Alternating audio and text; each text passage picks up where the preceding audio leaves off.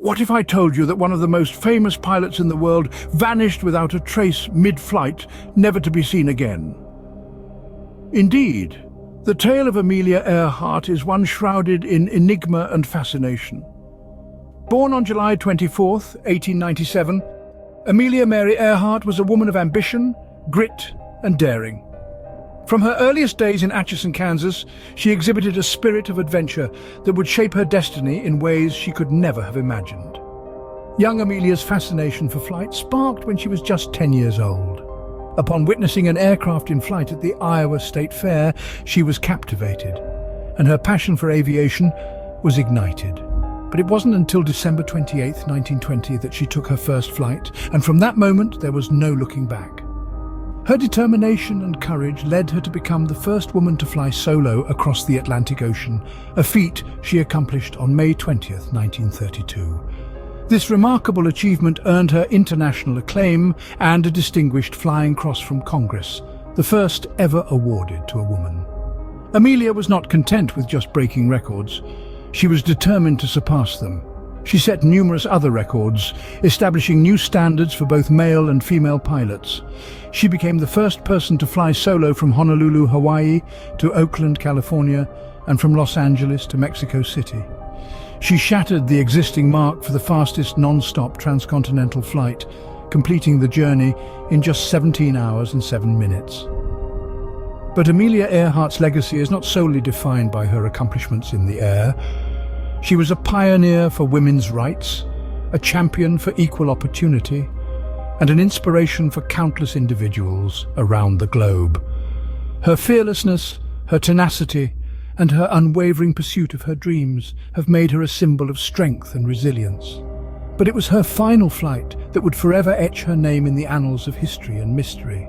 The year was 1937, and Amelia Earhart was embarking on her most ambitious journey yet, a flight around the world. Amelia Earhart, a name synonymous with adventure, was preparing for a feat that would etch her name into the annals of history. This audacious journey, a flight around the world, was planned meticulously. The route was charted with precision, taking into account the challenges the world's vast expanse could throw at them.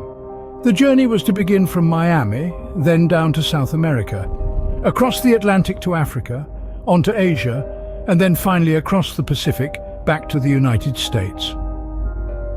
Earhart was not alone in this daring endeavor. By her side, as her navigator, was the seasoned Fred Noonan. Noonan, an experienced maritime captain, had turned his skills towards the sky. His knowledge of celestial navigation was unmatched, and his presence was considered an asset to the mission.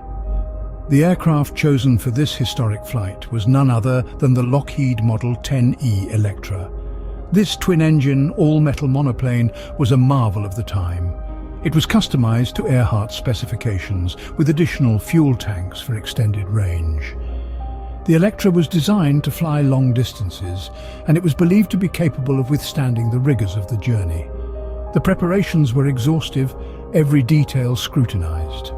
The world watched in anticipation as Amelia Earhart, the woman who defied norms, was about to undertake a journey that would push the boundaries of what was thought possible.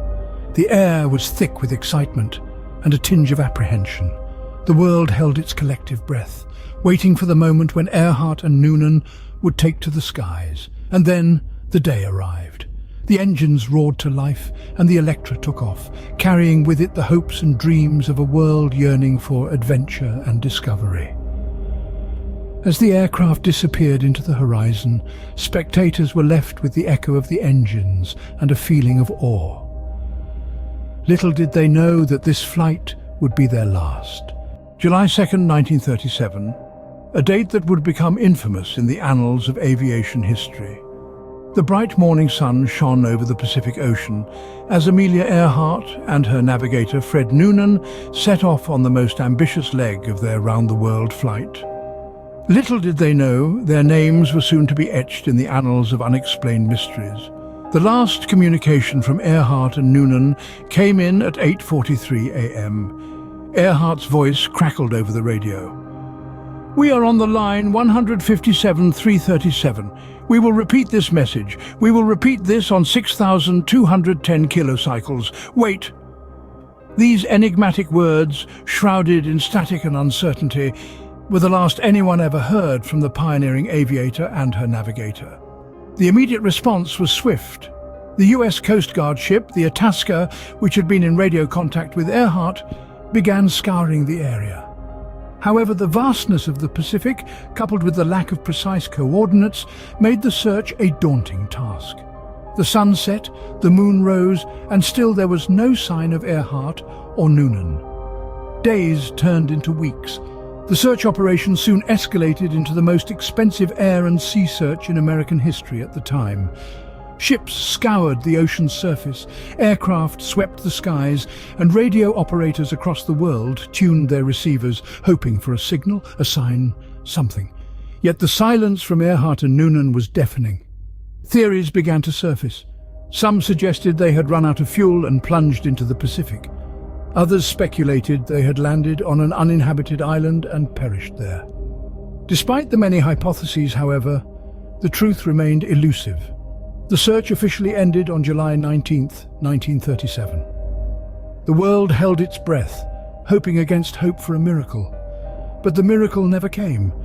Amelia Earhart, the woman who dared to challenge the skies, and Fred Noonan, her loyal navigator, had vanished without a trace. Despite extensive search efforts, no trace of Earhart, Noonan, or their aircraft was ever found. Their disappearance remains one of the greatest unsolved mysteries of the 20th century, a haunting question mark in the annals of aviation history. Over the years, the disappearance of Amelia Earhart has spawned numerous theories, each more intriguing than the last. Perhaps one of the most enduring theories is that Amelia became a castaway. Some propose that after her plane ran out of fuel, Amelia managed to land on an uninhabited island in the Pacific. There, against all odds, she might have survived for weeks, months, or even years, living off the land, waiting for a rescue that tragically never came. Evidence for this theory includes a smattering of artifacts found on Nikumaroro Island, such as a woman's shoe, remnants of a campfire, and even a jar of freckle cream, a product Amelia was known to use. Another theory, shrouded in the shadows of wartime intrigue, suggests Amelia was captured by Japanese forces. This theory posits that Amelia's flight was a cover for a covert reconnaissance mission, and when she was downed over the Pacific, she fell into the hands of the Japanese. Some believe she was held as a prisoner of war, while others suggest she might have been forced to broadcast propaganda under a pseudonym. Finally, there's the theory that Amelia lived out her days under a new identity.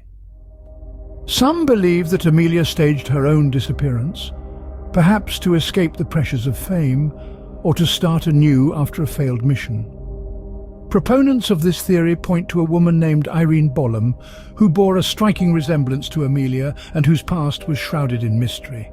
Each of these theories offers its own tantalizing narrative, a potential solution to the enigma of Amelia Earhart. Yet, no one theory provides a definitive answer. Each leaves questions unanswered. Each has its own set of contradictions and challenges, yet each theory, in its own way, only deepens the mystery of her disappearance. More than 8 decades later, the disappearance of Amelia Earhart still raises more questions than answers. What transpired in the minutes, hours, and days following her last transmission? Was it a swift end? Or did the legendary aviatrix find herself stranded alone and hopeful of rescue in the vast Pacific expanse? We may never know. The radio silence that followed her final broadcast rings as an echo of the conundrum she left behind, a haunting melody of uncertainty. And then there's the enigma of the missing wreckage. Despite countless searches, no trace of Earhart's Lockheed Electra plane has ever been definitively identified. How is it that a plane, even in the vastness of the Pacific, vanished without leaving any tangible evidence? The sea holds many secrets, yes, but this one seems particularly determined to remain undiscovered. Still, the most perplexing aspect of this mystery perhaps is the enduring fascination it holds. Why, after all these years, does the world remain so captivated by Amelia Earhart's disappearance? Perhaps it's the allure of the unknown, or the human tendency to seek closure, or perhaps it's the spirit of Amelia herself, an emblem of courage, determination, and an insatiable thirst for adventure that continues to inspire us. we must also consider the role of the various theories that have emerged over the years. From the plausible to the outlandish, each one has added a layer to the mystery, fueling the intrigue and keeping the story alive. Could it be that the absence of definitive answers is what keeps us drawn to the enigma of Amelia Earhart? What we do know is that Amelia Earhart was a trailblazer, a woman who dared to challenge the status quo and push the boundaries of what was considered possible.